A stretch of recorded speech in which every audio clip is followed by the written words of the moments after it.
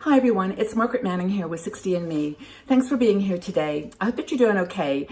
Topic is one today that's going to probably touch a lot of hearts, and it's a continuation really of a conversation that we've been having for the last year.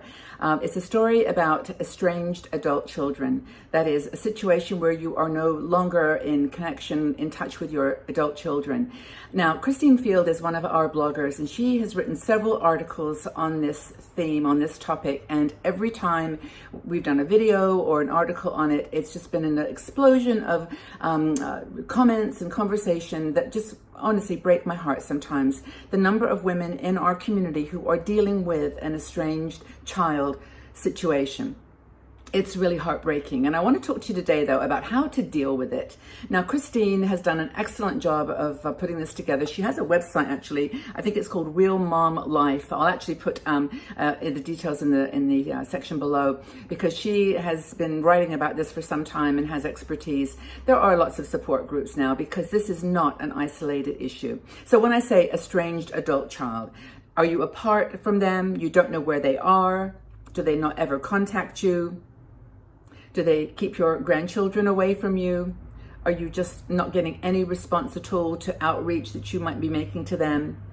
Did they come back during the pandemic and then leave, or make it very, very uncomfortable for you in that you didn't have a connection, you didn't have the relationship that you wanted? So are they taking advantage of you financially and using some mechanism to keep you, engaged there that's really hurting you? And this article, by the way, that Christine wrote, and this conversation that I'm having with you, is really to encourage you to start shifting the perspective to it being about you, not about them.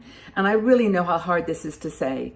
And I really appreciate the people that are struggling along the whole spectrum, because everything is, we're representing women here that have just recently had this experience, some trigger event has happened, something occurred that just broke the relationship, or women that have been in this situation for many, many, many years, and who cry every single day because they are not connected to their adult children, or their adult children, for whatever reason, have left them, have abandoned them. They are estranged.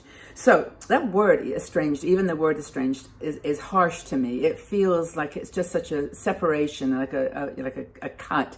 And so it is a word, however, that defines this category. Christine actually, I think, is writing a book on this, and she's in the article says, you are, the most important message that she wants to give to you is she's not alone. You're not alone. Estranged mamas, you're not alone. And if that gives you any strength or any sense that, there's a whole an argument about, how these things happen, how children just make the decision to move away from their parents, why they do it. It's, there's not one easy reason. And a lot of young people join the conversation too, saying that there were very valid issues that they can identify. So it's complex. And I don't mean to simplify it beyond that. But Christine does give you some ideas for what to do, how to handle it. And there's 5. First is get support. I mean, it could be as simple as just being here, being with other women who are dealing with the same situation, but get some support. Do not try to do this alone. And there are lots of online groups, there's books that you can read, and that word support just has, again, it's a spectrum, but get some support. The second thing is, don't cut off in response. Now, if you, I think what I mean is, don't cut off if you don't get a response. A lot of women said to me in previous comments, look, what's the point of sending a birthday card if I never get a response? I'm not going to do it anymore. Whereas other people will say, for your own heart, for your own peace of mind, send your grandkids a birthday card. Send them a little gift. It's up to you. But she actually advises that you don't cut off the response. But for you, that may not be possible. And sometimes these are pretty intense, which leads to the third tip, which is don't feed the anger. Now, a lot of, over the last few years, there's been a lot of separation around, sort of beliefs and values and political lines. And those have split families, and even with the pandemic, split families down the middle around an anger position. Like, I am angry with your decision, or I am angry that you have that point of view. But Christina says, don't feed that anger. If you disagree, and that's the reason, and you cannot find a way to actually come to some kind of a balanced agreement with each other, that you accept each other's differences, then don't feed the anger. Don't keep on niggling. Don't be like a passive aggressive and be nice one minute and then try to hurt them the next day. Honestly, that's going to hurt you more than them. So don't feed the anger is the third one. Listen to your child without defending yourself. If they've got something on their mind, if they actually will speak to you and tell you, why won't you call me? Why won't you connect with me? Why can I not see my grandchildren? And if they're ready to talk, listen. Just listen with an open heart. I know that's hard, especially if there's been, like a lot of anger, maybe violence, maybe, situations where really deep cuts, heart cuts, but if you can, just listen with an open heart. That's just a tip from Christine. She's been through this, trust me. And she writes about this in other articles, her own situation. She went through severe depression, and she had to actually have some help, medical help. And really, it was, she gets it. So I think that's one thing to reassure you about, that you're not alone in finding this hard. The next thing is, and this is the kind of the circle, focus on yourself and not your child.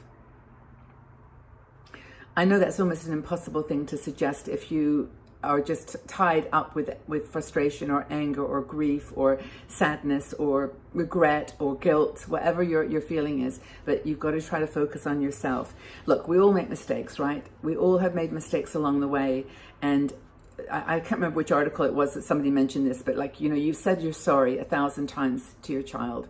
I'm sorry for having done that. I'm sorry that I had this habit that wasn't good for you. I'm sorry that I wasn't there when you got home from school. I'm sorry that I didn't have enough money to buy you whatever you wanted. I'm sorry that I divorced the man that you think is your dad and who you really love, or who maybe you're living with. You can say you're sorry for as long as you want, but at some point you just have to say, look, I'm sorry, I've said it 1,000,000 times. I'm now going to live my life joyfully, because that's how I'm going to show to you that I'm the person that I want you to love. I've changed. I'm different. Things have changed, but I'm going to live joyfully. I think it was a blogger. A little poet, I think. Anyway, somebody was talking about this whole issue. I've said 1,000,000 times, I'm sorry, but now I want you to see me living joyfully. I'm going to live my life. Okay. And that's, I think, super important for them to hear, because that's maybe easier for them to love that person that you've become. Now, if it's the other way around, then that they've done something that's really been harmful to you, that's going to make a different story. But as I mentioned at the very beginning, this is not a one-size-fits-all conversation. Your story is your story. Try to seek healing from any wounds.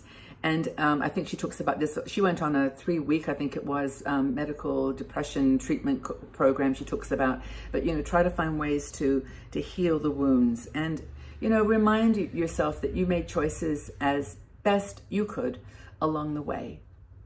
They weren't, in some ways, it's just so frustrating when you look back and you think, if only I had thought of that, or if only I'd done that. But you didn't. You were just moving at the pace you could. You were within the boundaries of the life that you had created, the choices that you'd made, the people that you were married to or with, and the friends that you'd made. It's all good. You did the best you could.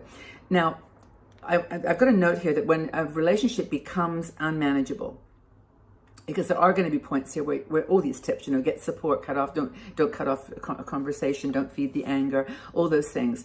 When it becomes unmanageable, then you honestly are going to have to start going very, very deep inside to give yourself a refresh, a restart. And maybe it will be moving away. Maybe it will be, finding a new relationship. Maybe it will be starting a new job or doing some volunteer. Something has to take you out of that pain, out of that constant gnawing, angry hurt that you're feeling, and the shame and the embarrassment, is hard sometimes for people. But she says, here's the message to the adult children, that don't think that they understand. Try to understand, maybe just say, can you understand the hurt that you're causing me? And as they get older, they may come around, and then, if you've kept that door open, they might come back. But your mother is your mother. This is the thing that, Christine tries to say to adult children that talk to her. Try to understand that you may not like her, you may not be able to tolerate, but she's your mom. And the worst thing that you can do is discard her.